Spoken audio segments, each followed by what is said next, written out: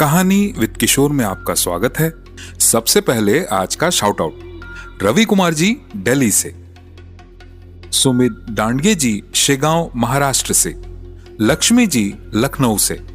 आपको बहुत बहुत धन्यवाद, आपने मेरे चैनल को सब्सक्राइब किया और मेरे काम को सराहा और सपोर्ट किया। आज आप सुनेंगे सत्यजीत राय जी की लिखी हुई फेलुदा कहानी सोने का किला हिंदी में भाग 2। कहानी शुरू करने के पहले भाग 1 की छोटी सी समरी आपको बता दूं।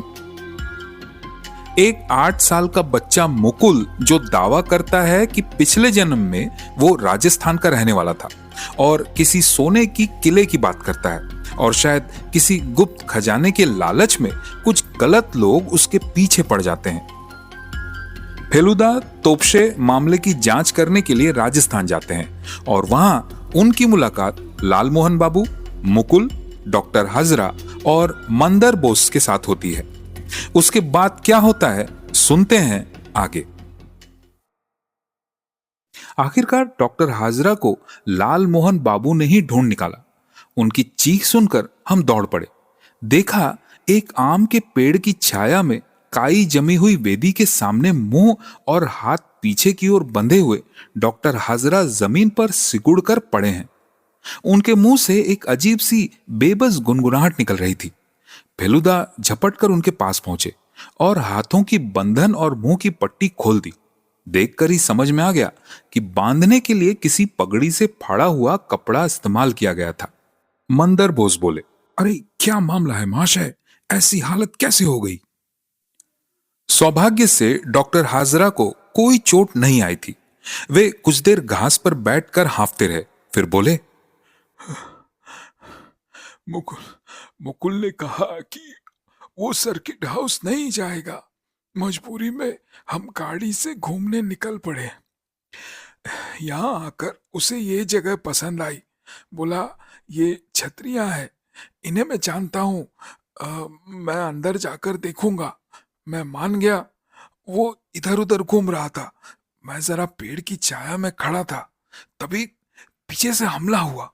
किसी ने हाथ से मुंह दबाया, जमीन पर औंधा गिरा दिया। घुटने से सिर दबाकर हाथ पीछे बांध दिए, फिर मुंह पर पट्टी बांध दी। फेलुदा ने घबराए हुए स्वर में पूछा, मुकुल कहाँ है? पता नहीं। मुझे बांधने के कुछ देर बाद ही किसी गाड़ी की आवाज सुनाई दी थी। फेलुदा ने पूछा, क्या आपने उस आदमी का चेहरा देखा? डॉक्टर हाजरा ने सिर हिलाया।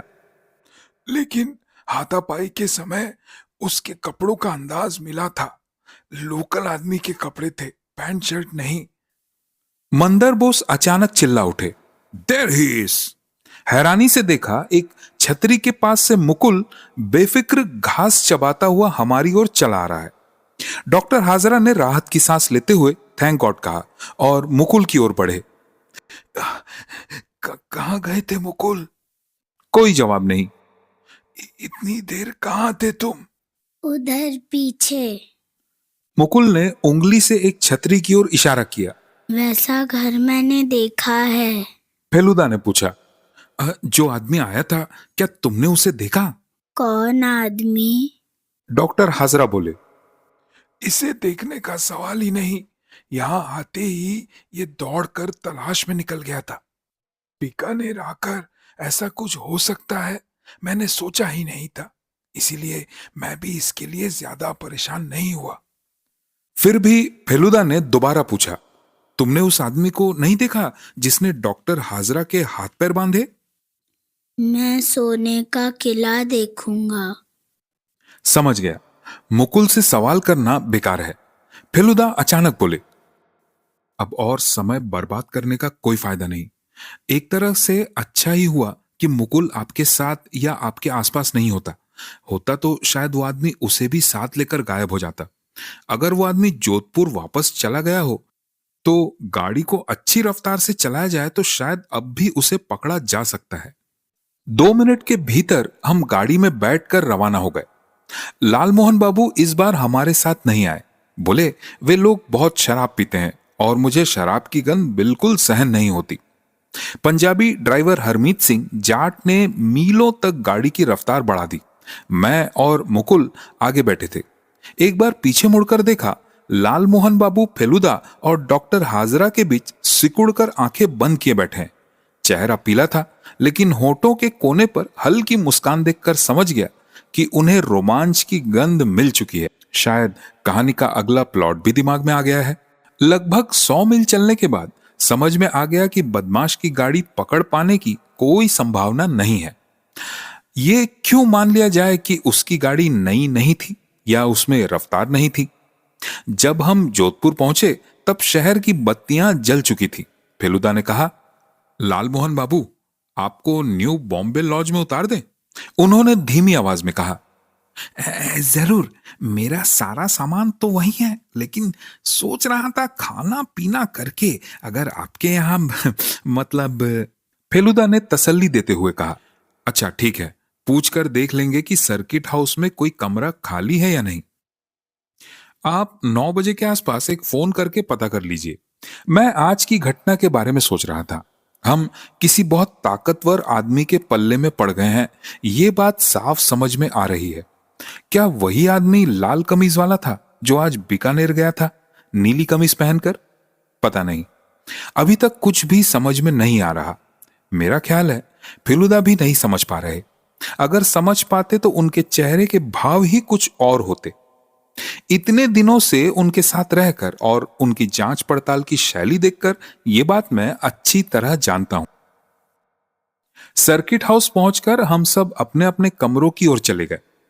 नंबर 3 में घुसने से पहले फेलुदा ने डॉक्टर हाजरा से कहा, बुरा मत मानिए, ये कपड़ा मैं अपने पास रख रहा हूं। डॉक्टर हाजरा को जिस कपड़े से बांधा गया था वो फेलुदा अपने साथ ले आए थे। हाजरा बोले, हाँ, बेझिझक। फिर फेलुदा के पास आकर धीमी आवाज में बोले, आप तो समझ ही रहे हैं प्रदोष बाबू, मामला गंभीर है। जिस बात की आशंका थी वही होने जा रही है, लेकिन मैंने नहीं सोचा था कि हालात इतने बिगड़ जाएंगे। फेलुदा ने कहा, आप क्यों चिंता कर रहे हैं, मैं तो हूं ही। आप निडर होकर अपना काम जारी रखिए। मेरा मानना है कि अगर आज आप देवी कुंड न जाकर सर्किट हाउस चले जाते तो आपको इतनी परेशानी नहीं उठानी पड़ती। वैसे ये सौभाग्य की बात है कि वो आदमी मुकुल का अपहरण नहीं कर सका। अब से आप हमारे आसपास ही रहिए तो खतरे की आशंका काफी कम हो जाएगी। डॉक्टर हाजरा के चेहरे से चिंता कम नहीं हुई। बोले, मैं अपने लिए नहीं सोच रहा हूं। वैज्ञानिकों को शोध के मामले में बहुत जोखिम उठाने पड़ते हैं। मैं तो आप दोनों के बारे में सोच रहा हूं। आप तो बिल्कुल बाहर के लोग हैं। फेलुदा थोड़ा हंसकर बोले, मान लीजिए मैं भी एक वैज्ञानिक हूं, मैं भी शोध कर रहा हूं और इसी वजह से मैं भी रिस्क ले रहा हूं। मुकुल इतने समय से बरामदे के इस सिरे से उस सिरे तक टहल रहा था। डॉक्टर हाजरा ने अब उसे बुलाया और हमें गुड नाइट कहकर अन्यमनस्क भाव से अपने कमरे में चले गए। हम भी अपने कमरे में आ गए। फेलुदा सोफे पर बैठ गए। उन्होंने जेब से सिगरेट और लाइटर निकाले और चिंतित भाव से उन्हें मेज पर रख दिया। फिर दूसरी जेब से तीलियों की डिब्बी निकाली जो देवी कुंड में उन्हें मिली थी। टेक्का मार्का की डिब्बी, खाली डिब्बी। कुछ देर उसे देखते रहने के बाद बोले, रेल से आते हुए इतने स्टेशनों पर इतने पान सिगरेट वालों को देखा था, क्या तूने ध्यान दिया कि उनमें से किसी के पास टेक्का की तीलियां थी या नहीं? मैंने सच सच कह दिया। नहीं फेलुदा, ध्यान नहीं दिया। फेलुदा बोले, पश्चिमी इलाके की किसी दुकान में टेक्का की तीलियां होने की बात नहीं है। राजस्थान में टेक्का बिकती ही नहीं। ये तीलियां राजस्थान के बाहर से लाई गई हैं। तो इसका मतलब ये उस लाल कमीज वाले के आदमी की नहीं है? तेरा सवाल बहुत ही कच्चा है। पहली बात तो ये कि राजस्थानी कपड़े पहन लेने से कोई आदमी राजस्थानी नहीं हो जाता। वो कपड़े कोई भी पहन सकता है। और दूसरी बात, उस आदमी के अलावा भी आज देवी कुंड जाकर ये हरकत करने का मौका कई लोगों को मिला है। वो तो है, लेकिन हम तो उन्हें जानते ही नहीं, तो उनके बारे में सोचकर क्या फायदा? ये भी बहुत कच्ची बात हुई। अभी तक दिमाग चलाना नहीं सीखा तूने। लालमोहन, मंदर बोस और माहेश्वरी, ये लोग किले में कितनी देर से पहुंचे थे जरा सोच। और फिर सोच, समझ गया। वाकई ये बात तो मेरे दिमाग में आई ही नहीं थी। उन्हें आने में लगभग 45 मिनट की देरी हुई थी। लालमोहन बाबू ने कहा था कि गाड़ी का टायर पंचर हो गया था। अगर ऐसा ना हुआ हो, अगर उन्होंने झूठ बोला हो, या फिर अगर ये सच भी हो और लालमोहन बाबू निर्दोष हो, तो मंदर बोस और माहेश्वरी तो बाजार न जाकर देवी कुंड में ही रुक सकते थे।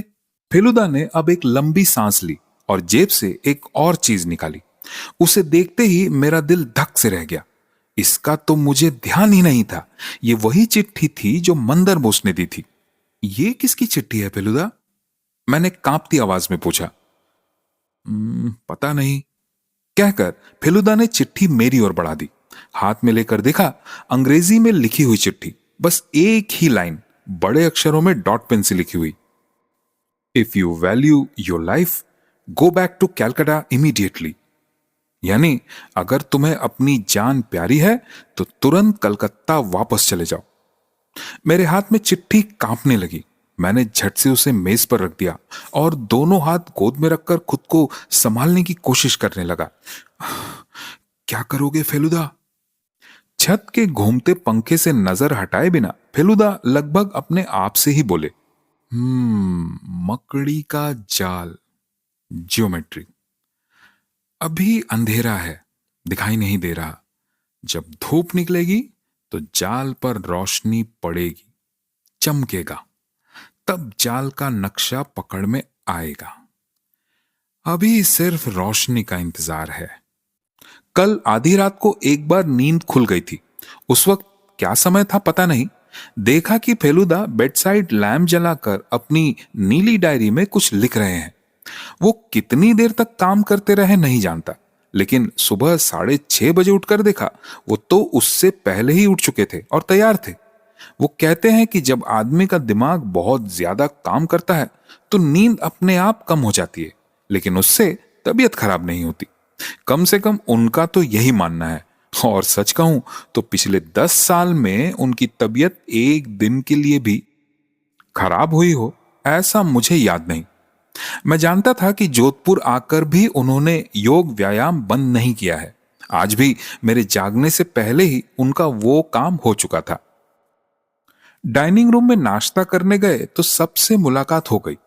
लालमोहन बाबू कल रात ही सर्किट हाउस आ गए थे। वे बरामदे के पश्चिमी हिस्से में मंदर बोस के कमरे से 2 कमरे आगे ठहरे हैं। आमलेट खाते खाते बोले कि उनके दिमाग में एक शानदार प्लॉट आ गया है।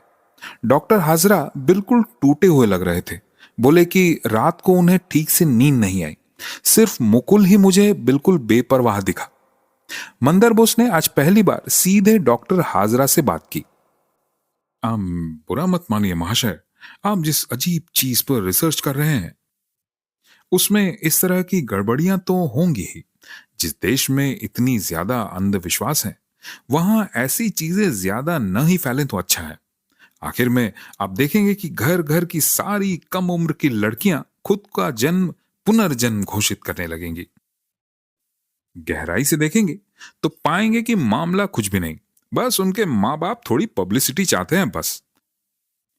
तब आप क्या करेंगे? कितने लड़कों को साथ लेकर विदेशों में यूं ही भटकते फिरेंगे? डॉक्टर हाजरा ने कोई टिप्पणी नहीं की। लालमोहन बाबू इधर उधर सबके चेहरों की ओर देखने लगे, क्योंकि पुनर्जन्म वाली बात के बारे में वे अभी तक कुछ भी नहीं जानते थे। फेलुदा ने पहले ही कहा था कि नाश्ता करने के बाद थोड़ी देर बाजार की ओर जाएंगे। मैं जानता था कि उनका मकसद सिर्फ शहर देखना नहीं है। 7:45 बजे हम निकल पड़े। 2 नहीं 3 लोग। लालमोहन बाबू भी हमारे साथ हो लिए। इस बीच मैंने 2-1 बार उन महाशय को दुश्मन के रूप में कल्पना करने की कोशिश की, लेकिन हर बार इतनी हंसी आ गई कि मजबूर होकर उस ख्याल को मन से निकालना पड़ा। सर्किट हाउस का इलाका शांत और खुला हुआ है। हम एक दुकान से दूसरी दुकान देखते हुए पैदल जा रहे थे। समझ गया कि फेलुदा कुछ ढूंढ रहे हैं, लेकिन क्या ये समझ में नहीं आया। तभी अचानक लालमोहन बाबू ने पूछा, ये हाजरा किस चीज के डॉक्टर हैं, जरा बताइए तो। आज फिर मेज पर मिस्टर ट्रॉटर कुछ कुछ कह रहे थे। फेलुदा बोले, हाजरा एक पैरासाइकोलॉजिस्ट हैं। पैरासाइकोलॉजिस्ट? लालमोहन बाबू की भौएं सिकुड़ गईं। साइकोलॉजी के पहले भी पारा लगता है, ये तो मुझे मालूम ही नहीं था महाशय। टाइफॉइड के पहले पारा लगता है ये तो जानता हूं, तो क्या इसका मतलब हाफ साइकोलॉजी पैराटाइफॉइड, जैसे हाफ टाइफॉइड? हाफ नहीं, पैरा का मतलब यहां एबनॉर्मल है। मनोविज्ञान खुद ही इतना धुंधला विषय है, और उसमें भी जो हिस्सा और ज्यादा धुंधला है वही पैरासाइकोलॉजी के अंतर्गत आता। और वो पुनर्जन्म की बात क्या कह रहे थे? मुकुल का पुनर्जन्म हुआ है, कम से कम ऐसा कहा जाता है, उसके बारे में। लालमोहन बाबू का मुंह खुला का खुला रह गया। फेलुदा बोले, आपको अपने प्लॉट के लिए बहुत मसाला मिलेगा। लड़का अपने पिछले जन्म में देखे हुए एक सोने के किले की बात करता है, और यह भी कहता है कि वो एक ऐसे घर में रहता था जिसकी जमीन में खजाना दबा हुआ था। तो क्या हम उन्हीं सब चीजों की तलाश में जा रहे हैं महाशय? लालमोहन बाबू की आवाज भर्रा गई। आप जा रहे हैं या नहीं ये तो नहीं जानता, लेकिन हम जरूर जा रहे हैं। लालमोहन बाबू ने सड़क के बीचों बीच दोनों हाथ से झपटकर फेलुदा का हाथ पकड़ लिया। महाशय, chance of a life time, मुझे छोड़कर अचानक कहीं फुर्र से चले मत जाइएगा, यही मेरी रिक्वेस्ट है। इसके बाद कहां जाना है अभी कुछ भी तय नहीं हुआ था। लालमोहन बाबू न जाने क्या सोचकर बोले, मिस्टर ट्रॉटर, क्या आपके साथ जाएंगे या नहीं? क्यों, आपको कोई आपत्ति है? आदमी बड़ा ही पावरफुली सस्पिशियस है। सड़क के एक किनारे एक जूते वाला बैठा था। उसके चारों तरफ नागरों की भरमार थी। यहां के लोग इसी तरह के नागरा पहनते हैं। फेलुदा जूतों के सामने जाकर खड़े हो गए। पावरफुल तो मानता हूं, सस्पिशियस क्यों? फेलुदा ने पूछा। कल गाड़ी में जाते जाते बहुत बकबक कर रहा था। कहता है टैंगानिका में उसने खुद बंदूक से भेड़िया मारा है, जबकि मैं जानता हूं कि पूरे अफ्रीका में कहीं भी भेड़िया नाम का जानवर ही नहीं है। मार्टिन जॉनसन की किताबें पढ़ी है मैंने, मेरे हिसाब से ये सब कोरी गप है। आप क्या कह रहे हैं? और क्या कहूं, मुंह पर फट से झूठा तो नहीं कहा जा सकता। दोनों के बीच सैंडविच बनकर बैठा था, और आदमी की छाती देखी है, कम से कम 45 इंच। और सड़क के दोनों ओर देख रहा हूं, इधर उधर ढेर सारी मांसाहारी झोपड़ियां। अगर मैंने जरा सा विरोध किया तो उसने मुझे उठाकर किसी झोपड़ी के पीछे फेंक दिया, तो इन नो टाइम साहब गिद्धों का स्क्वाड्रन उतर आएगा और दावत उड़ाएगा। आपकी लाश पर कितने गिद्धों का पेट भरेगा बताइए तो। इधर फेलुदा पैरों की सैंडल उतारकर नागरा पहन चुके थे और टहलने लगे थे। लालमोहन बाबू बोले, वेरी पावरफुल शूज, खरीद रहे हैं क्या? एक बार पहनकर देखिए ना। फेलुदा ने कहा। सज्जन के पांव के नाप का जूता तो दुकान में था नहीं, फिर भी जो सबसे छोटा जोड़ा था वही पहनकर वे लगभग चौंक ही पड़े। अरे, ये तो गैंडे की खाल है सर, ये तो गैंडे के अलावा किसी के पांव में फिट नहीं होगी। तो मान लीजिए राजस्थान के 90% लोग असल में गैंडे हैं। दोनों ने नागरा उतारकर अपने अपने जूते पहन लिए। दुकानदार भी हंस रहा था, वो समझ गया था। हम आगे बढ़ चले। आगे जाकर फेलुदा पत्थर की बनी चीजों की एक दुकान के सामने रुक गए। दुकान देखने में काफी साफ सुथरी थी। नाम था सोलंकी स्टोर्स। बाहर कांच की खिड़की के पीछे सुंदर सुंदर पत्थर की कटोरियां, लोटे, गिलास और बर्तन सजे थे। फेलुदा एकटक उनकी ओर देख रहे थे। दुकानदार दरवाजे पर आकर हमें अंदर आने का न्योता देने लगे। फेलुदा ने खिड़की की ओर इशारा करके कहा, वो कटोरी जरा देख सकता हूं? दुकानदार ने खिड़की वाली कटोरी न निकालकर अंदर की एक अलमारी से ठीक वैसी ही एक कटोरी निकाल दी। सुंदर पीले रंग के पत्थर की कटोरी। पहले कभी ऐसी चीज देखी हो ऐसा याद नहीं पड़ता। क्या ये यहीं की बनी है? फेलुदा ने पूछा। दुकानदार बोला, राजस्थान की चीज है, लेकिन जोधपुर की नहीं। तो कहां की? जैसलमेर। ये पीला पत्थर सिर्फ वहीं मिलता है। आई सी। जैसलमेर नाम मैंने पहले सुना तो था, लेकिन राजस्थान में ठीक कहाँ है ये मुझे मालूम नहीं था। फेलुदा ने कटोरी खरीद ली। 9:30 बजे के करीब हम सर्किट हाउस लौट आए। मंदर बोस बरामदे में बैठकर न्यूज़पेपर पढ़ रहे थे। हमारे हाथ में पैकेट देखकर बोले, क्या खरीदा? फेलुदा बोले, ये एक कटोरी। राजस्थान की एक मोमेंटो तो रखना ही चाहिए। आपके दोस्त तो निकल गए, देखा मैंने। कौन? डॉक्टर हाजरा? 9 बजे के करीब टैक्सी से निकलते देखा। और मुकुल? साथ ही गए, शायद पुलिस में रिपोर्ट करने गए हैं। कल की घटना के बाद ही मस्ट बी काफी शेकन। प्लॉट थोड़ा बदलना पड़ेगा, लाल मोहन बाबू कहते हुए अपने कमरे में चले गए। कमरे में जाकर मैंने फेलुदा से पूछा, अचानक कटोरी क्यों खरीदी फेलुदा? फेलुदा सोफे पर बैठकर कटोरी को पैकेट से निकालकर मेज पर रखते हुए बोले, देख, इसमें एक खासियत है। क्या खासियत? जिंदगी में पहली बार ऐसी कटोरी देखी है जिसे सोने की पत्थर कटोरी कहो तो बहुत गलत नहीं होगा। इसके बाद बिना कुछ और बोले वो ब्रशर के पन्ने पलटने लगे।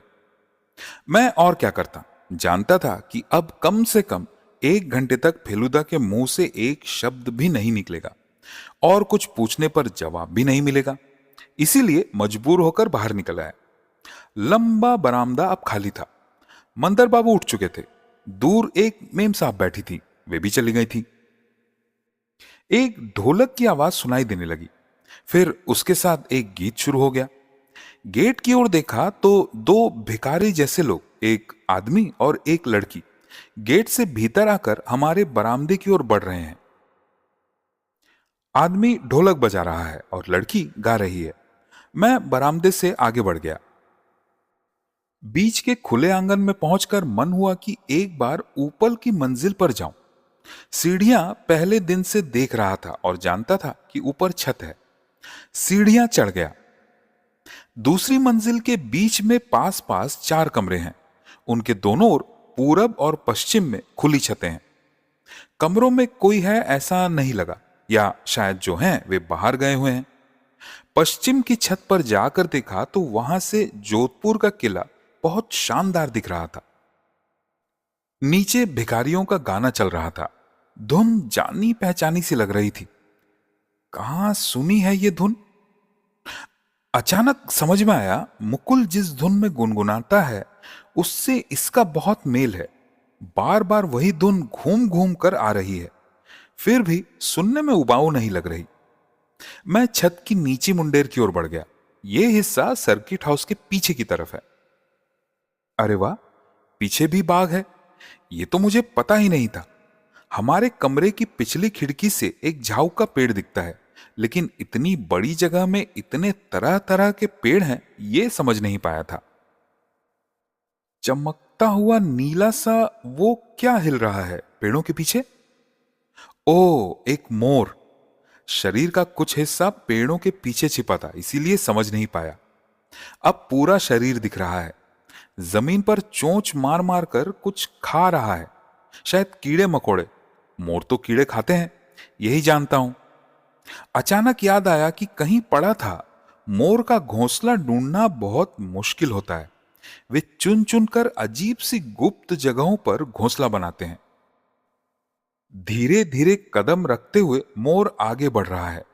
अपनी लंबी गर्दन मोड़कर इधर उधर देख रहा है। शरीर घूमता है तो पूरी पूंछ साथ साथ घूम जाती है। अचानक मोर रुक गया, गर्दन दाईं ओर घुमा ली। क्या देख रहा है मोर? या कोई आवाज सुनी? मोर हट गया। न जाने क्या देखकर मोर हट रहा है। एक आदमी ठीक मेरे नीचे जहां मैं खड़ा हूं, पेड़ों के बीच बीच से दिखाई दे रहा है।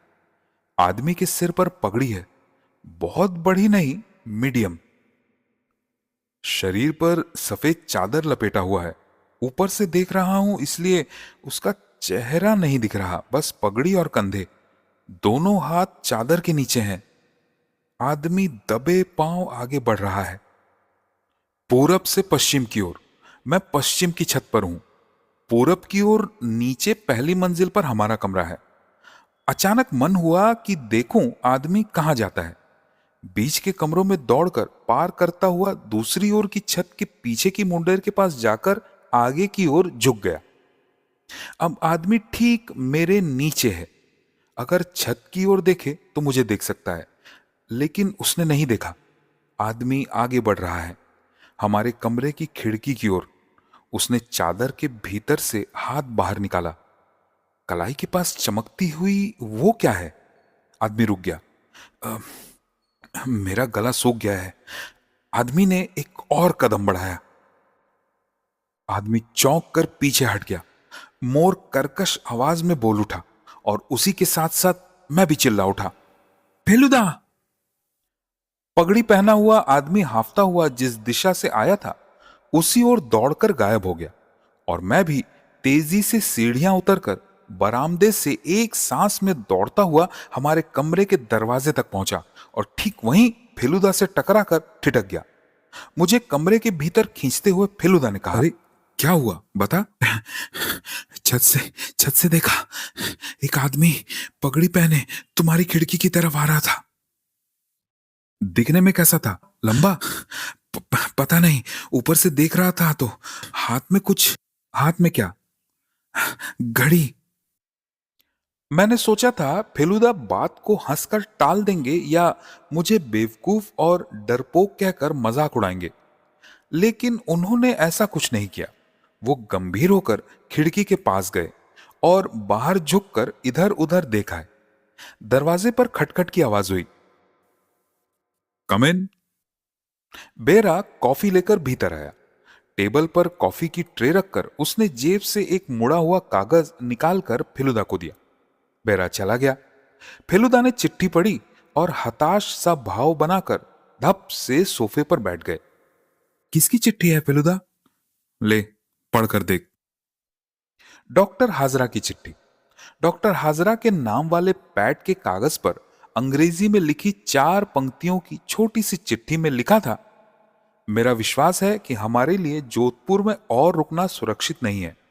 मैं किसी और जगह जा रहा हूं जहां कुछ सफलता की उम्मीद नजर आती है।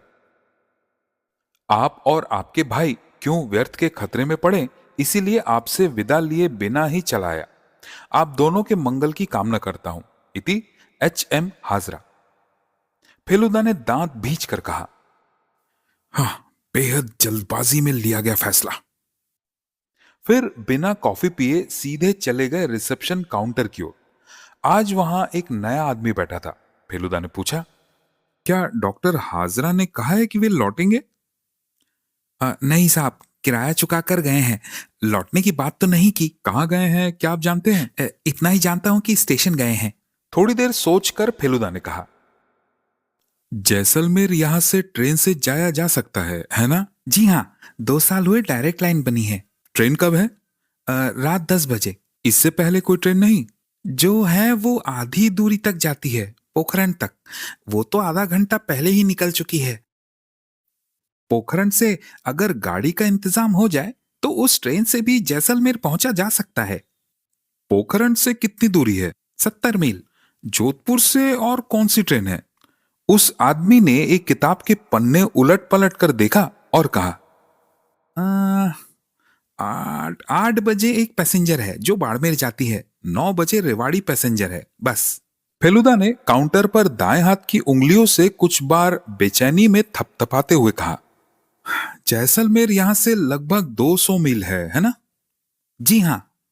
आप प्लीज एक टैक्सी का इंतजाम कर दीजिए, हम 11:30 बजे के आसपास निकलना चाहते हैं। उस आदमी ने सहमति जताते हुए टेलीफोन उठा लिया। कहां जा रहे हैं आप लोग? मंदर बोस। नहा धोकर तरोताजा होकर हाथ में सूटकेस लिए कमरे से निकल आए थे। फेलुदा ने कहा, थोड़ा थार डेजर्ट देखने की इच्छा है। ओह, यानी नॉर्थ वेस्ट। मैं थोड़ा ईस्ट की ओर जा रहा हूं। आप भी चल रहे हैं? My taxi should be here any minute now. ज्यादा दिन एक जगह मन नहीं टिकता जनाब, और आप लोग भी अगर चले जाएं तो वैसे भी सर्किट हाउस खाली ही हो जाएगा।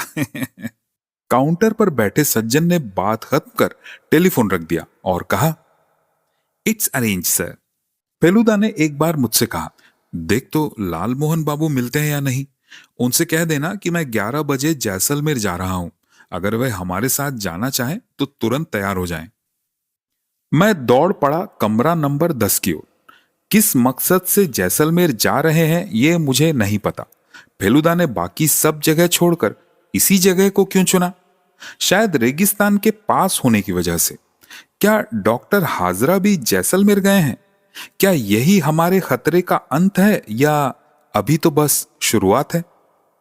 जोधपुर से पोखरण लगभग 120 मील की दूरी पर है। वहां से जैसलमेर फिर 70 मील। कुल मिलाकर इन 200 मील का सफर तय करने में लगभग 6.5 से 7 घंटे लगने चाहिए। कम से कम हमारे ड्राइवर गुरुबचन सिंह ने यही कहा। जोधपुर से निकलने के लगभग 90 किलोमीटर या 56 मील चलने के बाद अचानक हमारी टैक्सी का एक टायर पंक्चर हो गया और गाड़ी एक भयानक आवाज के साथ सड़क के एक किनारे तिरछी होकर रुक गई। मन ही मन गुरुबचन सिंह पर काफी गुस्सा आया। सरदार जी के साथ साथ हम लोग भी बाहर उतर आए। टायर बदलने का झंझट था, कम से कम 15 मिनट की देरी। पिचके हुए टायर की ओर नजर जाते ही हमें पंचर की वजह समझ में आ गई। सड़क के काफी हिस्से में असंख्य कीलें बिखरी पड़ी थीं। उन्हें देखकर साफ समझ में आ रहा था कि वे हाल ही में खरीदी गई थी। हम लोग एक दूसरे का मुंह देखने लगे। सिंह साहब ने दांतों के बीच से एक शब्द कहा जिसे किताब में लिखा नहीं जा सकता। फेलुदा ने कुछ नहीं कहा, बस कमर पर हाथ रखकर सड़क की ओर देखते हुए भौं सिकोड़कर सोचने लगे। लालमोहन बाबू ने एक पुराने जापान एयरलाइंस के बैग से डायरी जैसी एक ग्रीन नोटबुक निकाली और उसमें पेंसिल से खसखस करते हुए कुछ लिखने लगे। नया टायर लगवाकर फेलुदा के कहने पर सड़क से कीलें हटाकर जब हम फिर से रवाना हुए तब घड़ी में 1:45 बज रहे थे। फेलुदा ने ड्राइवर से कहा, सरदार जी जरा सड़क पर नजर रखकर गाड़ी चलाइए। आप समझ ही रहे हैं हमारे पीछे दुश्मन लगा हुआ है। इधर ज्यादा धीरे चलेंगे तो पहुंचते पहुंचते रात हो जाएगी। इसीलिए गुरबचन सिंह ने स्पीडोमीटर 60 से घटाकर 40 पर कर दिया। सच कहूं तो सड़क पर नजर रखकर चलाने के लिए घंटे में 10-15 मील से ज्यादा की रफ्तार रखना संभव ही नहीं था। करीब 160 किलोमीटर यानी लगभग 100 मील चलने के बाद आखिरकार वो अनहोनी टाली नहीं जा सकी। इस बार कील नहीं थी बल्कि पीतल की बोर्ड पिने थी। अंदाज से लगता है कि लगभग 1000-2000 पिंस 20-25 हाथ के इलाके में फैली हुई थी। साफ समझ में आ गया कि टायर खराब करने वालों ने कोई जोखिम लेना नहीं चाहता और यह भी पता था कि गुरुबचन सिंह के पास अब कोई स्पेयर टायर नहीं है। चारों लोग फिर से गाड़ी से उतर आए। सिंह साहब का स्वभाव देखकर लगा कि अगर सिर पर पगड़ी ना होती तो वे जरूर सिर खुजला रहे होते। फेलुदा ने पूछा,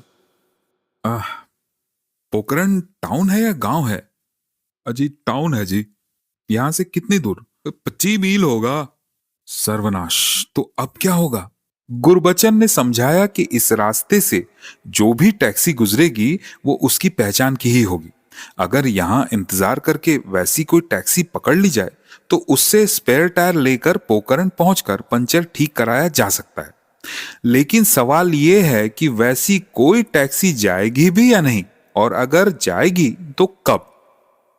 इस सुनसान इलाके में हमें कितनी देर यूं ही मुंह बाए खड़े रहना पड़ेगा? थोड़ी देर बाद 5 ऊंट और उनके साथ 3 आदमी हमारी बगल से जोधपुर की ओर निकलने लगे। तीनों आदमियों में से एक की दाढ़ी और गाल पट्टी बिल्कुल सफेद थी। वे चलते चलते हमारी ओर देखते जा रहे थे। उन्हें देखकर शायद लालमोहन बाबू थोड़ा फेलुदा के पास खिसक आए। यहां सबसे नजदीक कौन सा रेलवे स्टेशन है? फेलुदा ने बोर्ड पेन उठाते उठाते पूछा। हम लोग भी दूसरी गाड़ियों के बारे में सोचकर इस नेक काम में हाथ बटा रहे थे। जी 7-8 मील होगा। रामदेवरा। रामदेवरा। सड़क से बोर्ड पिन हट जाने के बाद फेलुदा ने अपने झोले से ब्रैडशॉ टाइम टेबल निकाला। एक खास पन्ना मोड़ा हुआ था। उसे खोलकर नजर दौड़ाई और कहा, कोई फायदा नहीं, जोधपुर से सुबह वाली ट्रेन 3:45 पर रामदेवरा पहुंचने वाली थी। यानी वो गाड़ी तो अब तक हमें पीछे छोड़कर जा चुकी होगी। मैंने कहा, लेकिन रात की तरफ जैसलमेर जाने वाली कोई और ट्रेन नहीं जाती क्या? लेकिन वो रामदेवरा पहुंचेगी भोर रात में 3:53 पर। यहां से अभी पैदल चल दें तो रामदेवरा पहुंचने में मुश्किल से 2 घंटे लगेंगे। अगर सुबह वाली ट्रेन पकड़ने की उम्मीद होती तो पैदल जाने में कुछ फायदा था। कम से कम पोखरण तो पहुंचा जा सकता था। इस मैदान के बीचों बीच। लाल मोहन बाबू इस हालत में भी हंसते हुए थोड़ी कांपती आवाज में बोले, जो भी कहिए महाशय, ऐसे सिचुएशन तो उपन्यासों में ही मिलते हैं, लेकिन रियल लाइफ में भी कि ऐसा हो सकता है? फेलुदा ने अचानक हाथ बढ़ाकर उनको चुप रहने का इशारा किया। चारों ओर एक भी आवाज नहीं थी, जैसे सारी दुनिया यहीं आकर गूंगी हो गई हो। इस सन्नाटे के बीच साफ साफ एक हल्की सी आवाज सुनाई दी, सुनो, ट्रेन आ रही है, पोखरण की ट्रेन, लेकिन लाइन कहां है? आवाज की दिशा में एक टक देखते रहने पर अचानक दूर नजर पड़ी धुआं, और उसके साथ ही दिखे टेलीग्राफ के खंभे। जमीन ढलान में चली गई थी, इसीलिए कुछ समझ में नहीं आ रहा था। पीछे की लाल मिट्टी के साथ लाल टेलीग्राफ के खंभे मिलकर लगभग अदृश्य हो गए थे। अगर आसमान में सिर उठाए होते तो पहले ही दिख जाते। दौड़ो! फेलुदा ने चिल्लाते ही धुएं की ओर दौड़ लगा दी। उसी पल मैं भी, और मेरे पीछे जटायु। आश्चर्य, उस उम्र में भी वो ऐसे दौड़ सकते हैं, ये मैंने कभी सोचा ही नहीं था। वे मुझे पार कर लगभग फेलुदा को पकड़ ही लेते। पैरों के नीचे घास थी, लेकिन उसका रंग हरा नहीं, बिल्कुल रुई की तरह सफेद। उसी पर गिरते पड़ते दौड़ते हुए हम ढलान के नीचे लाइन के पास पहुंचे और देखा कि ट्रेन हमसे 100 गज के भीतर आ चुकी है। फेलुदा ने एक पल की भी हिचकिचाहट किए बिना एक छलांग में सीधे लाइन के बीच खड़े होकर दोनों हाथ सिर के ऊपर उठाकर हिलाने लगे। ट्रेन ने इधर जोर जोर से सीटी बजानी शुरू कर दी और उसी सीटी को चीरती हुई जटायु की चीख सुनाई दे रही थी, रोके रोके, हॉल्ट हॉल्ट, रोके। लेकिन कौन किसकी सुनता। ये ट्रेन भले ही छोटी थी, लेकिन मार्टिन कंपनी की ट्रेन जैसी नहीं कि बीच रास्ते में हाथ दिखाने पर बस की तरह रुक जाए। भयानक सीटी बजाती हुई रफ्तार जरा भी कम किए बिना ट्रेन एकदम हमारे सामने आ पहुंची। नतीजा यह हुआ कि फेलुदा को मजबूरन लाइन से हटना पड़ा और ट्रेन भी हमारे सामने से काले काले धुएं में कुछ देर के लिए सूरज की तेजी कम कर दूर ओझल हो गई। इस बुरे वक्त में भी लगा कि ऐसी अजीब ट्रेन मैंने सिर्फ हॉलीवुड की वेस्टर्न फिल्मों में ही देखी है, इस देश में कभी नहीं देखी थी, देखने की कल्पना भी नहीं की थी। फेलुदा बोले, हाँ, बैड लक। ट्रेन लेट थी और फिर भी हम उसका फायदा नहीं उठा पाए। पोखरण में शायद कोई टैक्सी मिल जाती। गुरबचन सिंह समझदारी दिखाते हुए हमारा सारा सामान हाथों में लेकर आ रहे थे, लेकिन अब उसकी जरूरत नहीं थी। लाइन की ओर देखकर देखा जब धुएं के सिवा कुछ भी नजर नहीं आ रहा था। But what about camels? उत्तेजित स्वर में अचानक जटायु बोल उठे। कैमल्स? फेलुदा ने पूछा। वो रहे। सचमुच देखा, जोधपुर की तरफ से ऊंटों का एक और झुंड आ रहा है। हाँ, गुड आइडिया, चलो। फेलुदा की बात सुनते ही फिर दौड़। कहते हैं कि अगर ऊंट भड़क जाए तो 20 मील प्रति घंटा की रफ्तार से लगभग दौड़ सकते हैं। दौड़ते दौड़ते लाल मोहन बाबू बोले। ऊंटों के झुंड को रोका गया, इस बार 2 आदमी और 7 ऊंट। फेलुदा ने प्रस्ताव रखा, रामदेवरा जाना है, 3 ऊंटों का क्या लोगे बताओ? इनकी भाषा हिंदी नहीं थी, किसी लोकल बोली में बात कर रहे थे। हाँ, हिंदी समझ लेते थे और टूटी फूटी बोल भी सकते थे। गुरबचन सिंह आकर हमारी तरफ से थोड़ी बातचीत करवा दी। 10 रुपए में ऊंट देने को राजी हो गए। 3 ऊंट हमारे लिए घुटने टेक कर जमीन पर बैठ गए। हमारे 2 सूटकेस, 2 हो-ऑल और छोटी मोटी जितनी भी चीजें थी सब गुरबचन सिंह ने लाकर इकट्ठी कर दी। उसने कहा कि अगर हम ट्रेन पकड़ लें तो पोखरण में इंतजार करें, वो आज रात तक जरूर पहुंच जाएगा। सामान बाकी 2 ऊंटों की पीठ पर लाद कर बांध दिया गया। गुरबचन सिंह से विदा लेकर हम तीनों बेदुइन रामदेवरा स्टेशन की ओर रवाना हो गए। आधे घंटे में 8 मील जाना है, ट्रेन पकड़नी है। फेलुदा ऊंट वालों की ओर आवाज लगाकर बोले। बात सुनते ही ऊंट वाले के मुंह से हे हे करके कुछ आवाजें निकली और निकलते ही ऊंटों की दौड़ शुरू हो गई। फेलुदा मुझसे थोड़ा आगे निकल गए थे, लाल मोहन बाबू मेरे पीछे। फेलुदा ने एक बार गर्दन पीछे घुमाकर आवाज दी, डेजर्ट का जहाज कैसा लग रहा है मिस्टर गांगुली। मैंने भी एक बार पीछे मुड़कर लालमोहन बाबू की हालत देखी। बहुत ठंड लगने पर लोग जैसा मुंह बनाते हैं, नीचे के होंठ खुले और दांत आपस में सटे हुए और गले की नसें उभरी हुई। लालमोहन बाबू की भी वही हालत दिखी। क्यों भाई साहब कुछ बोल नहीं रहे? पीछे से अब 5 किस्तों में 5 शब्द निकले। Ship all right but talking impossible. किसी तरह हंसी दबाकर सवारी पर ध्यान लगाया। अब हम रेल की पटरियों के साथ साथ चल रहे थे। एक बार लगा कि दूर कहीं ट्रेन का धुआं दिखाई दिया, फिर वो भी गायब हो गया। सूरज ढल रहा था, नजारा बदलने लगा। दूर दूर तक धुंधली पहाड़ियों की कतार दिखने लगी। दाईं ओर रेत का एक विशाल टीला पड़ा था। देखकर समझ गया कि उस पर इंसान के पांव के निशान नहीं पड़े हैं। पूरी रेत पर लहरों जैसी धारियां बनी हुई थी। ऊंटों को शायद लगातार इतनी दौड़ की आदत नहीं थी, इसीलिए बीच बीच में उनकी रफ्तार कम हो जाती थी। फिर पीछे से हे हे की आवाज पड़ते ही वे फिर दौड़ने लगते थे। 4:30 बजे के आसपास दूर पटरियों के पास चौकोर कमरों जैसी कुछ चीज दिखाई दी। स्टेशन के अलावा और क्या हो सकता है? और पास आने पर समझ में आ गया कि हमारा अंदाजा सही था। एक सिग्नल भी दिख रहा था। ये एक रेलवे स्टेशन है और निश्चय ही रामदेवरा स्टेशन। ऊंटों की दौड़ अब थम चुकी थी, लेकिन अब हे हे करने की जरूरत नहीं थी क्योंकि ट्रेन आकर जा चुकी थी। कितनी देर से चूक गए पता नहीं, लेकिन यह तय था कि ट्रेन छूट चुकी है। इसका मतलब अब रात 3 बजे तक हमें इस सुनसान इलाके में अनजान जगह पर नाम मात्र के एक रेलवे स्टेशन के प्लेटफॉर्म पर बैठे रहना होगा। स्टेशन मतलब एक प्लेटफॉर्म और एक छोटा सा काम चलाऊ टिकट घर। स्टेशन के पास एक छोटा सा गांव जैसा कुछ है। फेलुदा उधर एक चक्कर लगाकर आए और बताया कि खाने की कोई दुकान वहां नहीं है। लगभग 10 मिनट पहले सूरज डूब चुका है। थोड़ी देर में अंधेरा गहरा जाएगा। गुरबचन सिंह के आने की ज्यादा उम्मीद नहीं है क्योंकि हम यहाँ 3 घंटे से बैठे हैं और इस दौरान एक भी गाड़ी सड़क से नहीं गुजरी, न जोधपुर की ओर न जैसलमेर की ओर। रात 3 बजे तक इस प्लेटफॉर्म पर बैठे रहने के अलावा कोई और रास्ता नजर नहीं आता। लाल मोहन बाबू बोले, क्या से क्या हो जाता है सर? अगर आगरा से एक ही डिब्बे में सीट न मिली होती तो क्या मेरी छुट्टियों की सूरत यूं बदल जाती? क्या आपको अफसोस हो रहा है? फेलुदा ने पूछा। क्या कहते हैं महाशय? फेलुदा के सवाल को सज्जन हंसकर टाल गए।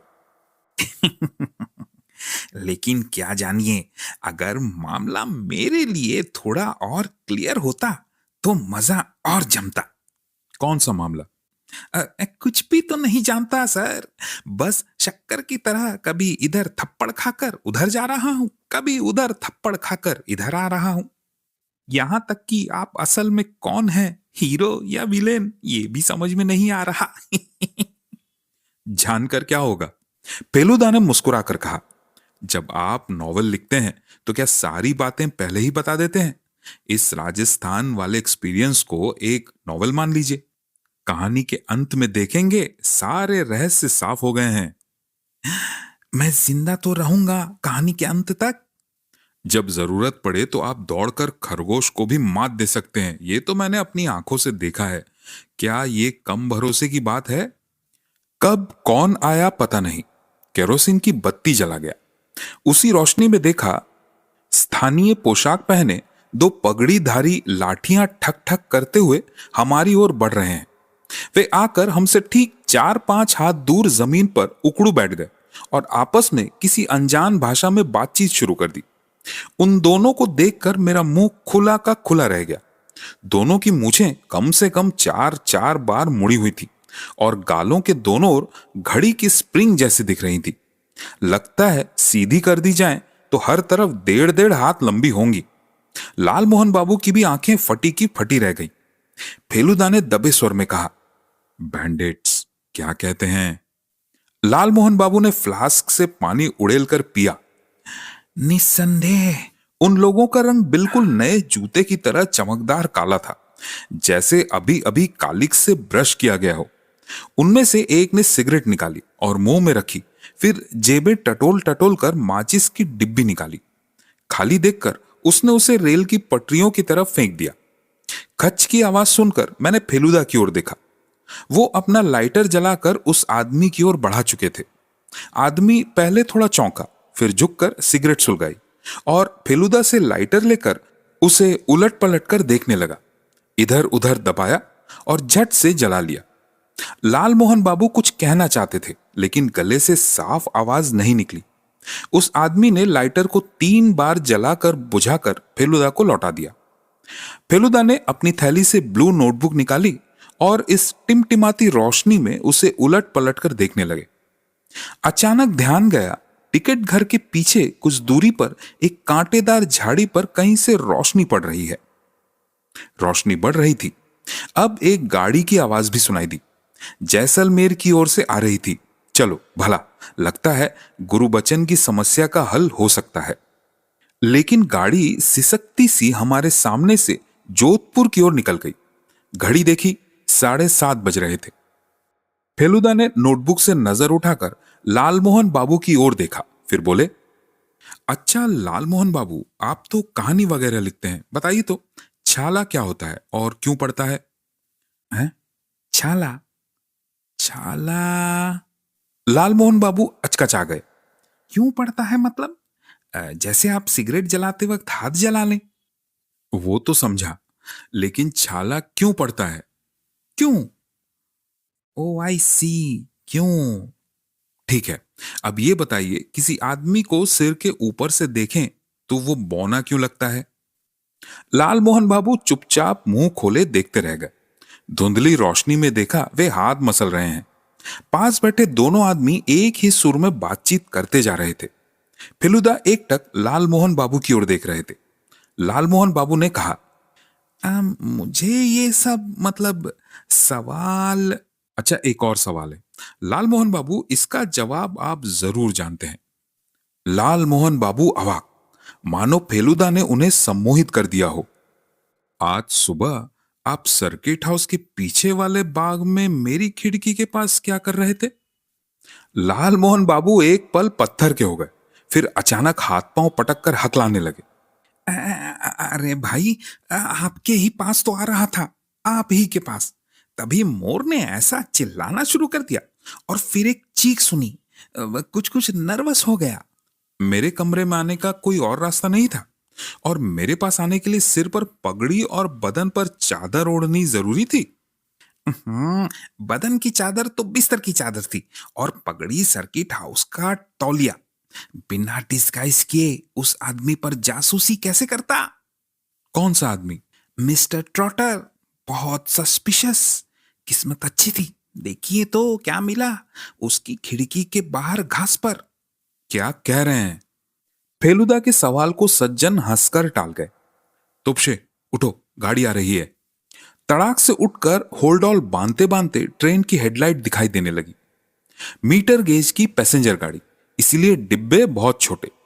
यात्री भी ज्यादा नहीं थे, इसलिए एक खाली फर्स्ट क्लास मिल जाना कोई खास हैरानी की बात नहीं लगी। डिब्बा अंधेरा था। टटोलकर स्विच ढूंढकर दबाया, लेकिन कोई नतीजा नहीं निकला। लालमोहन बाबू बोले, सभ्य देश में भी रेलवे के बल्ब चोरी हो जाते हैं, डाकुओं के देश में तो उसकी उम्मीद करना ही गलत है। फेलुदा बोले, तुम दोनों दोनों तरफ की बेंच पर लेट जाओ, मैं बीच में फर्श पर दरी बिछाकर मैनेज कर लेता हूँ। पूरे 6 घंटे का वक्त है, आराम से कट जाएगा। लाल मोहन बाबू ने एक बार हल्का सा विरोध किया। आप फिर फ्लोर पर क्यों, मुझे दे दीजिए। लेकिन फेलुदा ने थोड़ा सख्त होकर साफ मना कर दिया। शायद अपने जोड़ों के दर्द की बात सोचकर ही सज्जन बेंच पर अपना होल्डॉल खोलकर बिछा लिए। गाड़ी छूटकर प्लेटफॉर्म पार करने के 1 मिनट के अंदर ही कोई हमारे दरवाजे के पायदान पर कूद आया। लाल मोहन बाबू हंसकर बोले, अरे भाई, गाड़ी रिजर्व है। इतने में झटाक से हमारा दरवाजा खुल गया और एक तेज टॉर्च की रोशनी जल उठी, जिससे कुछ पल के लिए मेरी आंखें चौंधिया गईं। उसी रोशनी में देखा एक हाथ हमारी तरफ बढ़ा हुआ है और उस हाथ में चमक रही है लोहे की नली वाली एक चीज। हम तीनों के हाथ अपने आप सिर के ऊपर उठ गए। अब चलो बाबू, आओ, दरवाजा खुला है, एक एक करके बाहर उतर आओ। ये तो मंदर बोस की आवाज थी। कांपती आवाज में लाल मोहन बाबू बोले, गाड़ी तो चल रही है। Shut up. मंदर बोस दहाड़ते हुए 2 कदम आगे बढ़े। टॉर्च की रोशनी लगातार हम तीनों पर घूम रही थी। नखरे मत करो, कोलकाता में चलती ट्राम बस से लोग उतरते चढ़ते नहीं है क्या? चलो चलो। बात पूरी होने से पहले ही ऐसा कुछ हुआ जिसे मैं जिंदगी में कभी नहीं भूल सकता।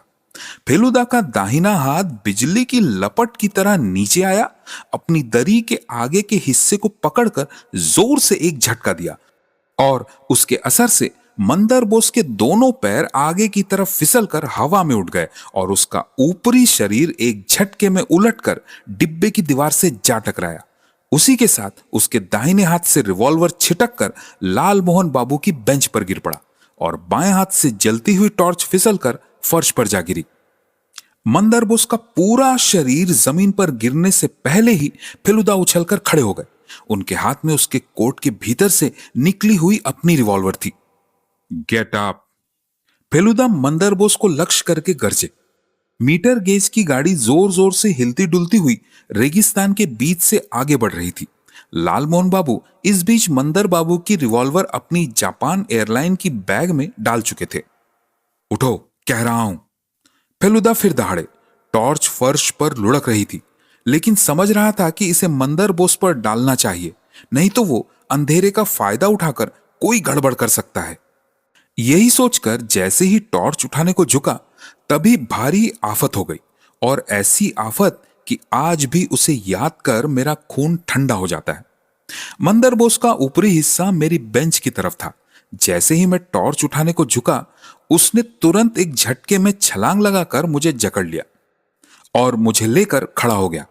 इसके चलते मैं मंदर बोस और फेलुदा के बीच में आ गया।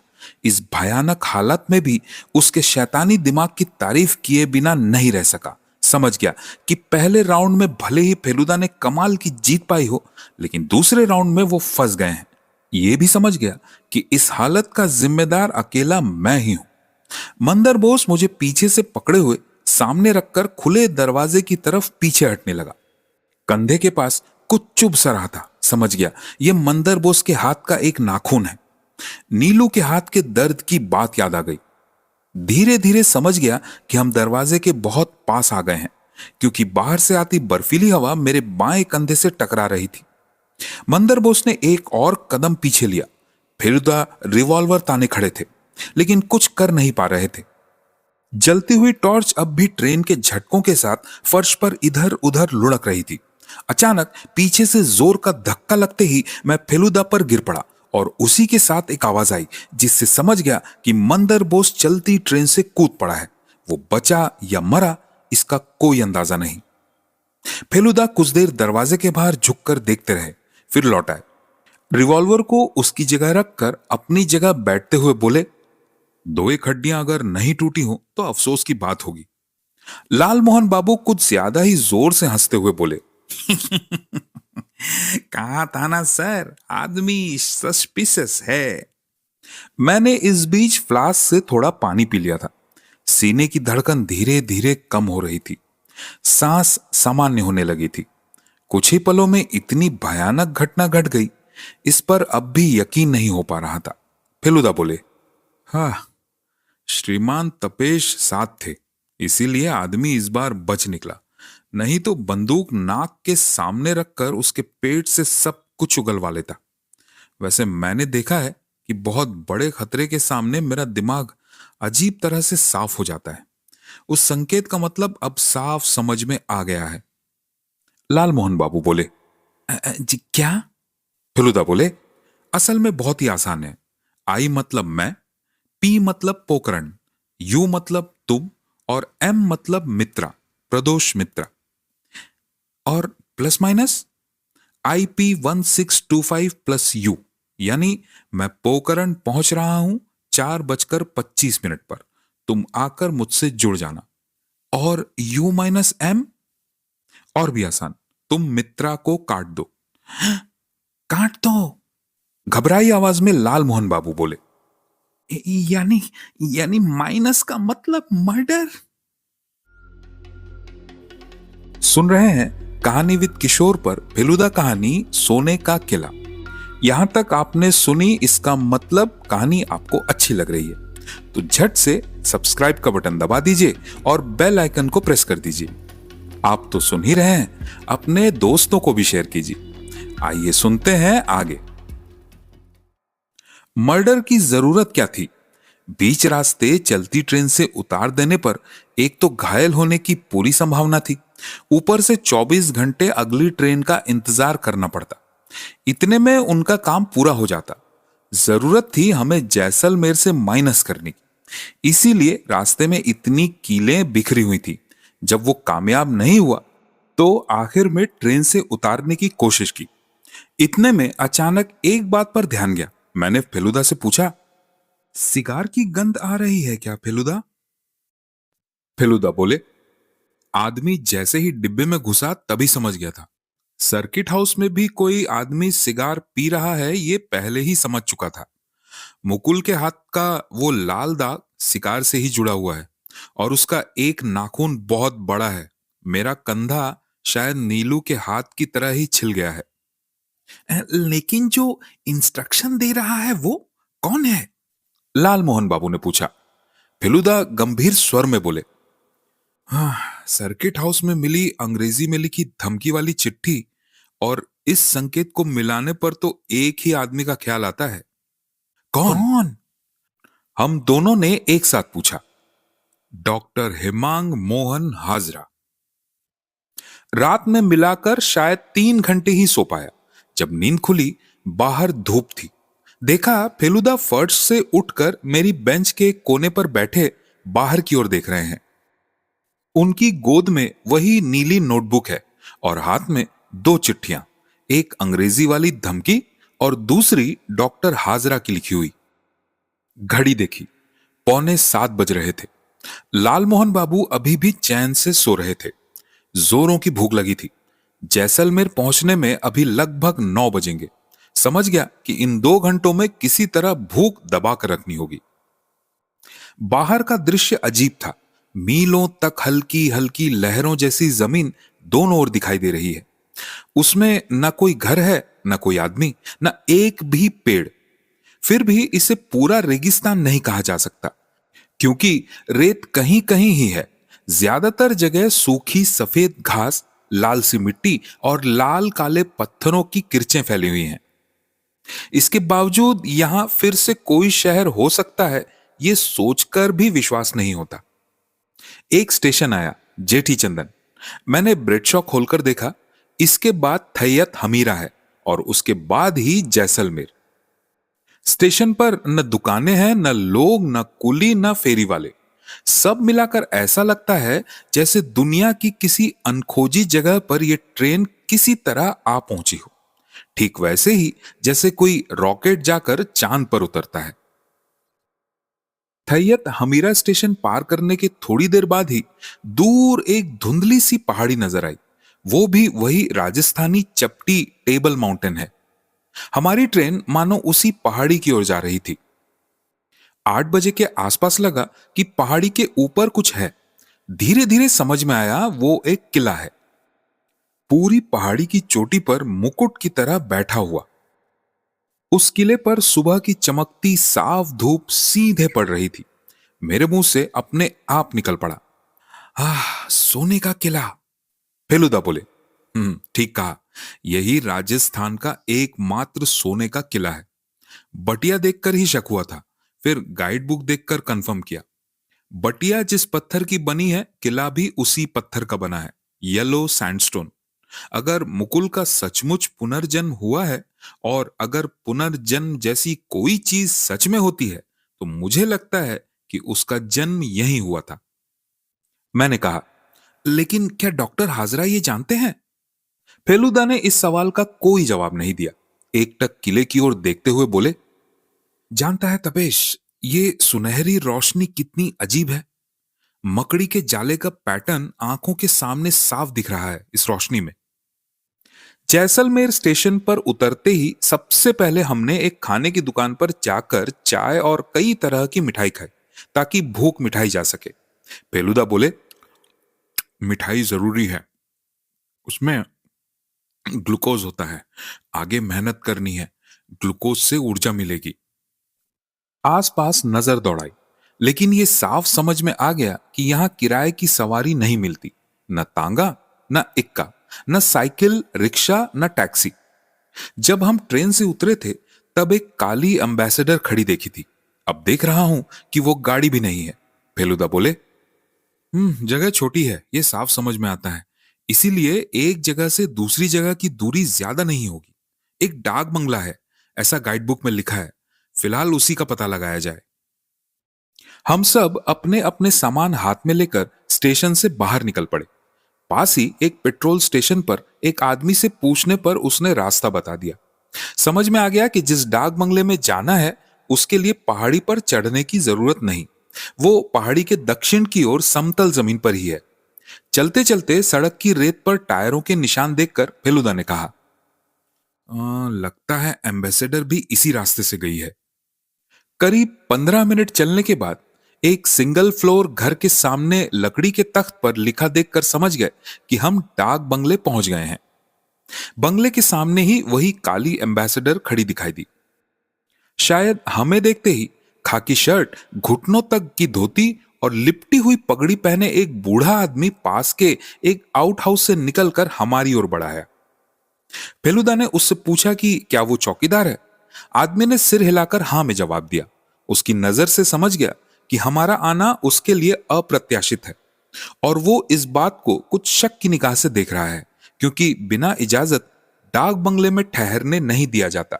ये बात मैं जानता हूं। फेलुदा ने बंगले में ठहरने का सवाल ही नहीं उठाया। उन्होंने कहा कि फिलहाल वो सिर्फ सामान रखकर जाना चाहते हैं, उसके बाद परमिशन की कोशिश करेंगे। चौकीदार ने कहा कि उसके लिए राजा के सेक्रेटरी के पास जाना होगा। राजमहल किस दिशा में है, यह भी उसने हाथ उठाकर दिखा दिया। दूर पेड़ों की चोटियों के ऊपर से पीले पत्थर से बने पैलेस का थोड़ा सा हिस्सा भी दिखाई दे रहा था। चौकीदार ने सामान रखने देने में कोई आपत्ति नहीं की। इसका एक कारण यह भी था कि फेलुदा पहले ही उसके हाथ में एक कड़क 2 रुपए का नोट थमा चुके थे। एक कमरे में सूटकेस और बिस्तर रखकर फ्लास्क में पानी भरकर कंधे पर लटकाए चौकीदार से पूछा गया कि किले में जाने के लिए कौन सा रास्ता है। You want to go to the fort? सवाल बरामदे के दूसरे सिरे से आया। एक सज्जन उस ओर के एक कमरे से अभी अभी बाहर निकले थे। गोरा रंग, उम्र 40 से ज्यादा नहीं, बहुत सलीके से तराशी हुई पतली मूंछ नुकीली नाक के नीचे।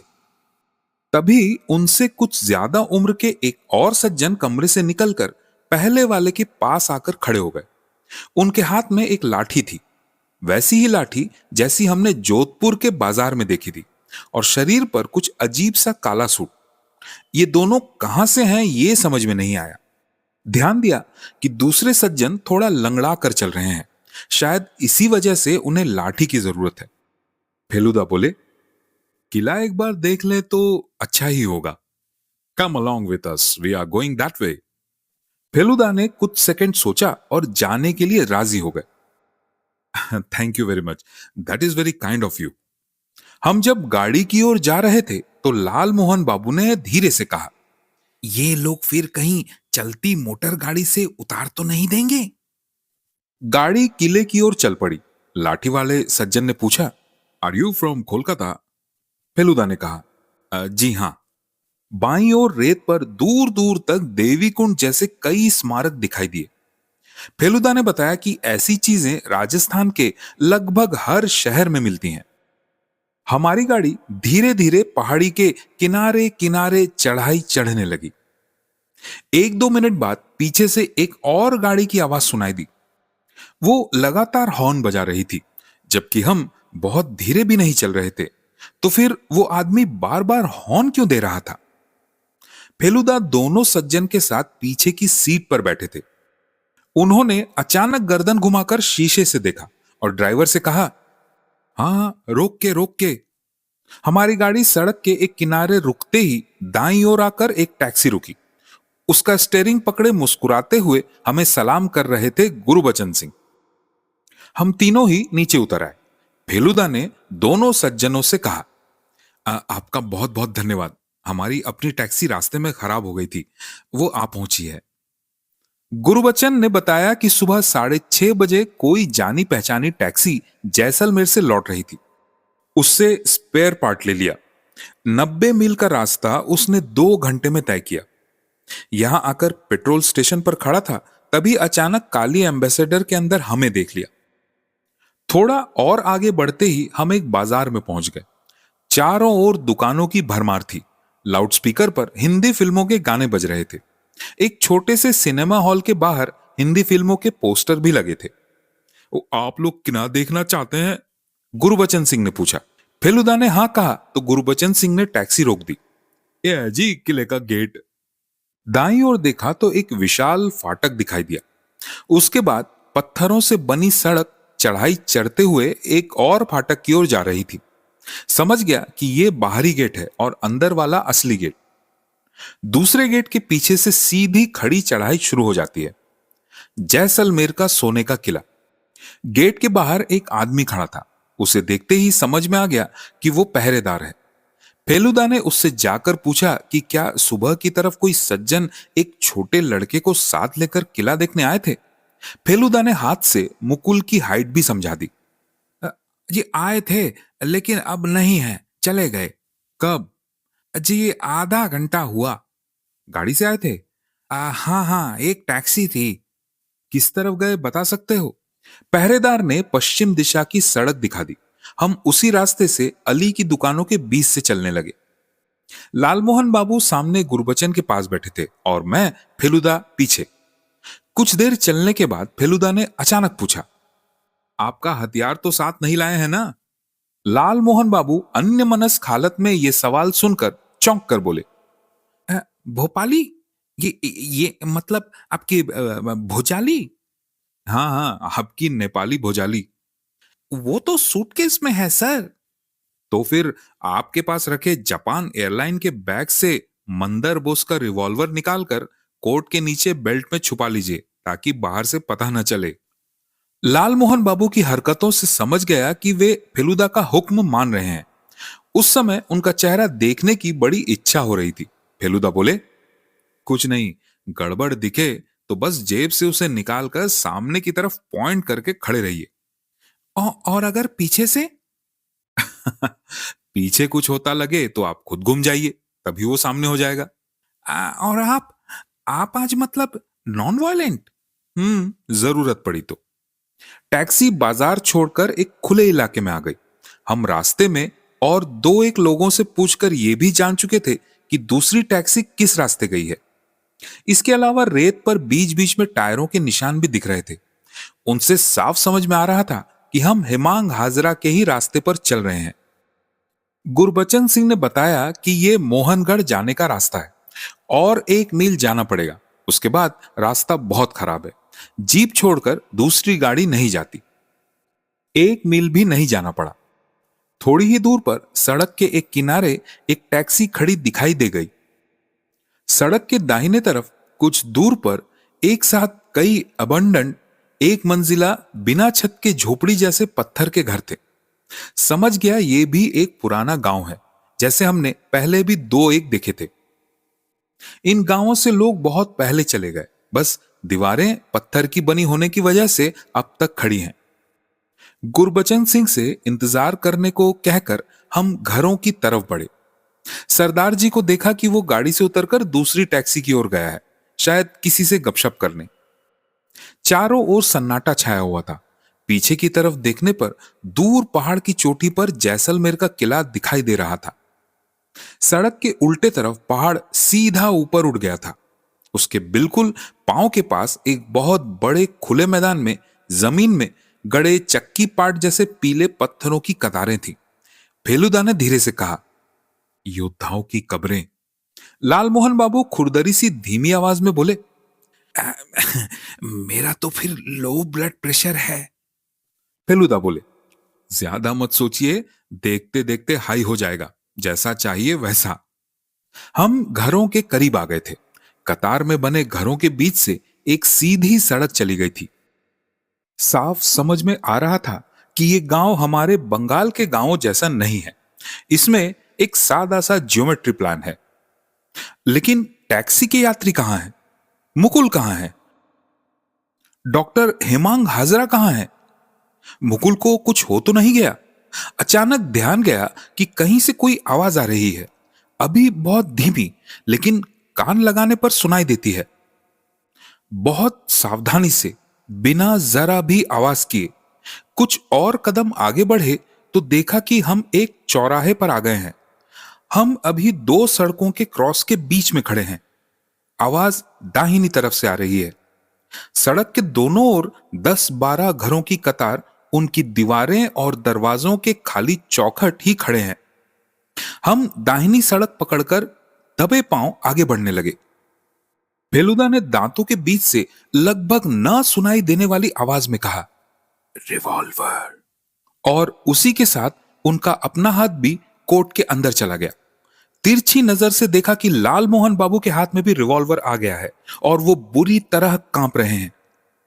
अचानक एक आवाज सुनकर हम रुक गए और अगले ही पल देखा कि सड़क के आखिरी सिरे पर बाईं ओर के एक घर के दरवाजे से मुकुल दौड़ता हुआ बाहर निकला। फिर हमें देखकर दुगनी रफ्तार से दौड़ता हुआ फेलुदा की छाती पर कूद पड़ा। वो हाँफ रहा था, उसके चेहरे से खून निकल रहा था। मैं पूछने ही वाला था कि क्या हुआ, लेकिन फेलुदा ने होठों पर उंगली रखकर मुझे चुप करा दिया। इसे जरा देखिए, कहकर मुकुल को लालमोहन बाबू के हवाले कर फेलुदा बिना आवाज किए उस तरफ बढ़े जिधर से मुकुल निकला था। मैं भी उनके पीछे पीछे चला। आगे बढ़ने के साथ साथ आवाज तेज होती जा रही थी। लगा कोई पत्थरों को इधर उधर कर रहा है। घर के पास पहुंचकर फेलुदा दीवार से सट गए। 3 कदम और बढ़ाते ही दरवाजे की खुली दरार से देखा डॉक्टर हाजरा को। कमरे के एक कोने में खड़े हमारी ओर पीठ किए पागल की तरह एक टूटे हुए पत्थरों के ढेर से एक एक पत्थर उठाकर एक तरफ फेंक रहे थे। हम आकर दरवाजे पर खड़े उन्हें देख रहे थे। इसका उन्हें जरा भी होश नहीं था। एक कदम और आगे बढ़े फेलुदा।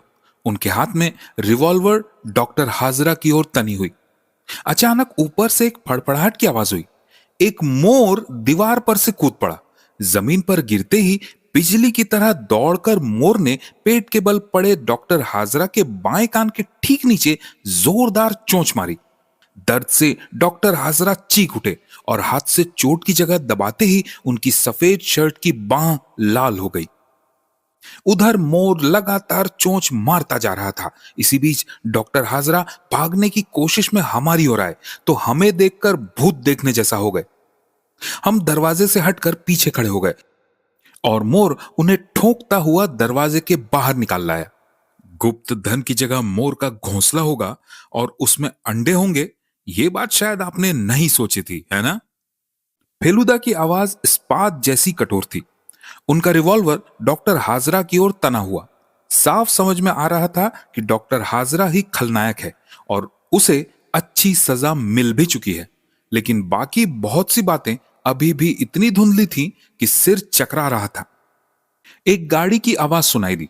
डॉक्टर हाजरा जमीन पर पेट के बल पड़े थे। उनकी गर्दन धीरे धीरे फेलुदा की ओर मुड़ी। बाएं हाथ से वे अब खून से सना रुमाल जख्म पर दबाए हुए थे। फेलुदा बोले, अब कोई उम्मीद नहीं है, जानते हैं, दोनों तरफ के रास्ते बंद हैं। फेलुदा की बात पूरी होने से पहले ही डॉक्टर हाजरा अचानक पलक झपकते खड़े होकर उल्टी दिशा में उन्माद भरी दौड़ लगा गए। फेलुदा ने रिवॉल्वर नीचे कर ली क्योंकि सचमुच भागने का कोई रास्ता नहीं था।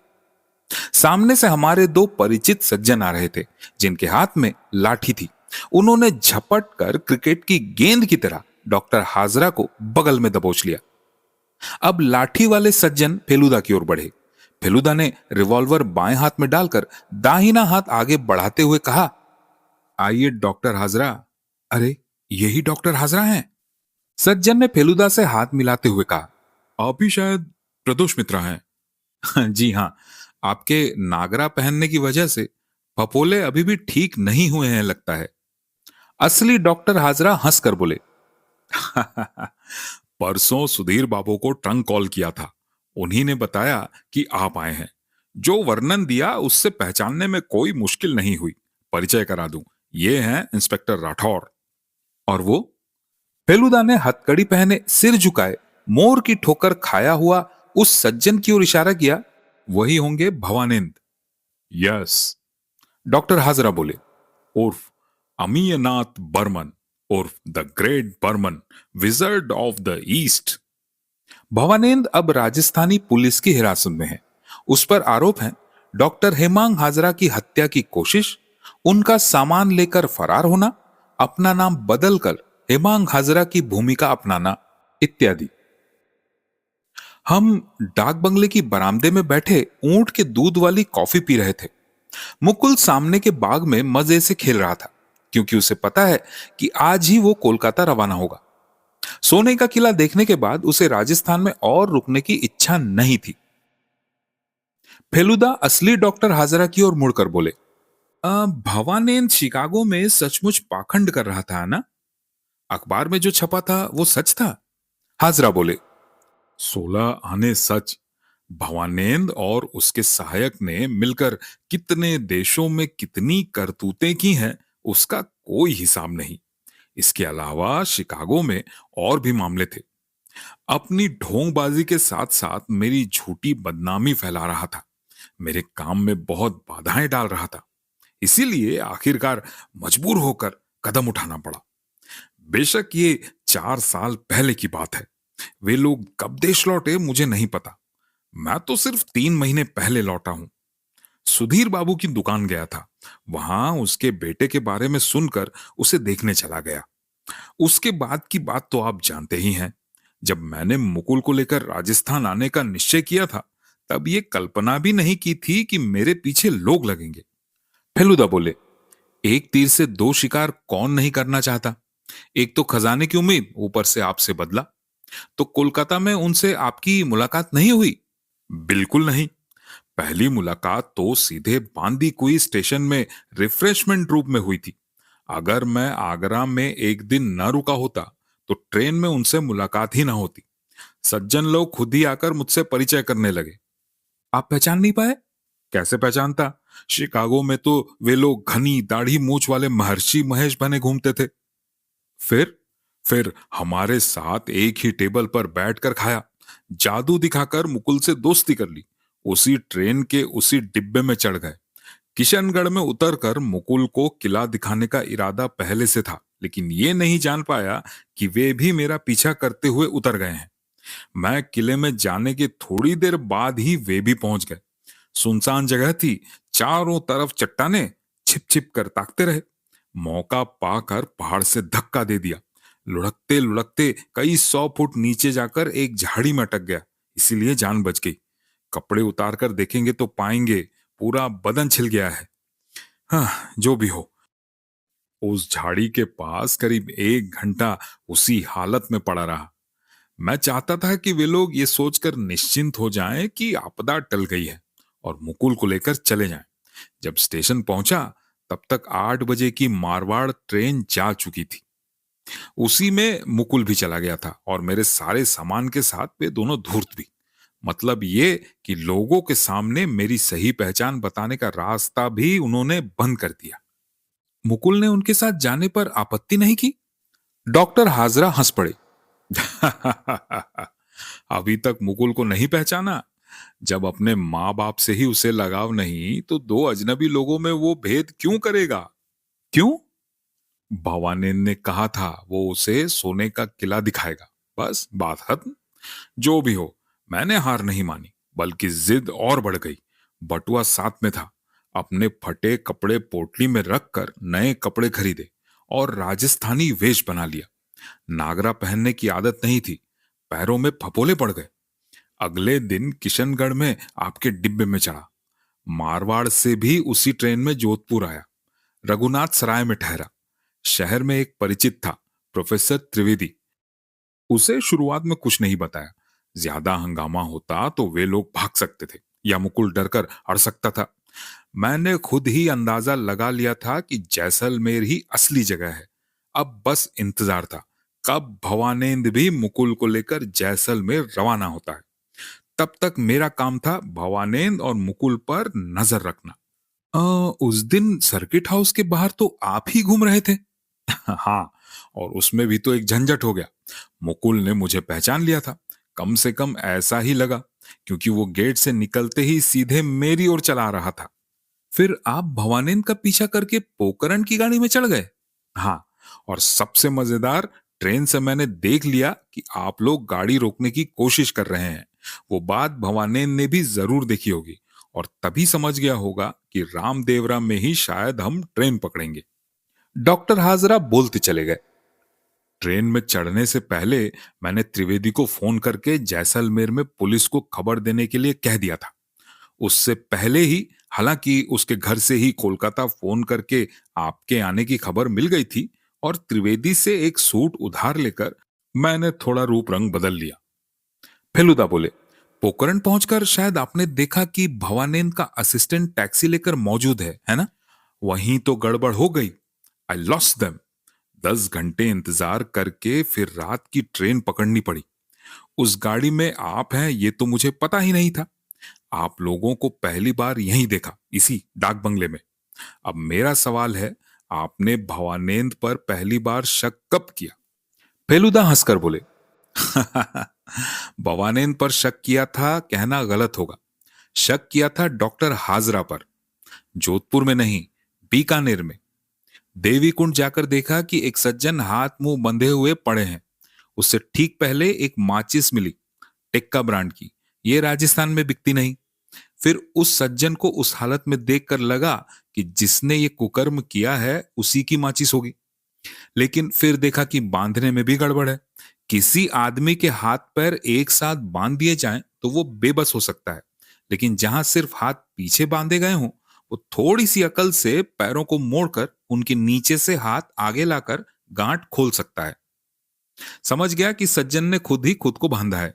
ये समझने के बाद भी मैं सोचता रहा कि डॉक्टर हाजरा ही असली अपराधी हैं। आखिरकार आंख खुली आज सुबह ट्रेन में, आपके पते पर लिखे भवानंद के एक खत को देखते देखते। कैसे? कागज के ऊपर आपका नाम छपा था, उसके नीचे हाजरा लिखा था और नीचे दस्तखत में देखा जेड। तभी समझ गया कि ये हाजरा असल में हाजरा है ही नहीं। लेकिन तब ये हैं कौन? जरूर वही कोलकाता में नीलू को पकड़कर ले गए थे। और दूसरा है मंदर बोस, जिसके दाहिने हाथ का एक नाखून बड़ा है और जिसके मुंह से सिगार की गंध मुझे भी आई थी, नीलू को भी। लेकिन तब असली हाजरा कौन है और अभी कहां है, इसका जवाब एक ही हो सकता है। हाजरा वही है जिन्होंने नागरा पहनकर पैरों में फफोले किए थे, किशनगढ़ में हमारे डिब्बे में चढ़े थे, सर्किट हाउस और बीकानेर के किले के आसपास घूमते थे और जैसलमेर के डाक बंगले में लाठी के सहारे लंगड़ा कर चल रहे थे। डॉक्टर हाजरा बोले, सुधीर बाबू ने आपको खबर देकर बहुत समझदारी दिखाई थी, क्योंकि मैं अकेला शायद सब कुछ संभाल नहीं पाता। भवानंद के असिस्टेंट को तो आप लोगों ने ही दबोचा। अब उसके हाथ में भी हथकड़ी लग जाए तो 16 कला पूरी हो जाती है। फेलुदा ने लाल मोहन बाबू की ओर इशारा करके कहा, मंदर बोस पर सबसे पहले शक करने में इनका काफी योगदान है। लाल मोहन बाबू अब तक कई बार कुछ कहना चाहते थे, लेकिन कह नहीं पाए थे। इस बार उन्होंने कह ही दिया। अच्छा सर, तो फिर उस गुप्त खजाने का क्या हुआ? डॉक्टर हाजरा बोले, उसकी पहरेदारी तो मोर ही कर रहा है। उन्हें ज्यादा छेड़ने का नतीजा क्या होता है वो तो आपने देख ही लिया। फेलुदा बोले, फिलहाल आपके पास जो गुप्त खजाना है वो तो लौटा दीजिए महाशय। वैसे जिस तरह उभरा हुआ है आपकी कोट की कमर के पास, उसे गुप्त कहना भी मुश्किल है। लालमोहन बाबू ने कुछ उदास मन से मंदर बोस का रिवॉल्वर निकालकर फेलुदा को दे दिया। उसे हाथ में लेकर थैंक यू कहकर फेलुदा अचानक कुछ गहरे सोच में डूब गए। फिर रिवॉल्वर को उलट पलट कर देखा, फिर धीरे से बोले, कालीहारी मिस्टर ट्रॉटर, इस तरह धोखा दिया प्रदोष मित्रा को? क्या बात है, क्या हुआ? हम सब एक साथ बोल उठे, और तो और ये तो बिल्कुल नकली है, मेड इन जापान। जादूगर स्टेज पर इस्तेमाल करते हैं ऐसा रिवॉल्वर। सबके जोर जोर से हंस पड़ने से ठीक पहले फेलुदा के हाथ से रिवॉल्वर लेकर दांत निकालते हुए जटायु बोले, for my collection and as a स्मृति चिन्ह of our powerful adventure in Rajasthan, thank you sir. आप सुन रहे थे सत्यजीत रेजे की फेलुदा कहानी सोने का किला हिंदी में। कहानी का अडेप्टेशन पसंद आया तो कमेंट सेक्शन में जरूर बताइएगा। और हाँ, चैनल पर नए हैं और अब तक चैनल को सब्सक्राइब नहीं किया तो प्लीज चैनल को सब्सक्राइब कर बेल आइकन को दबा दीजिएगा। मिलते हैं अगली कहानी में, तब तक के लिए नमस्कार।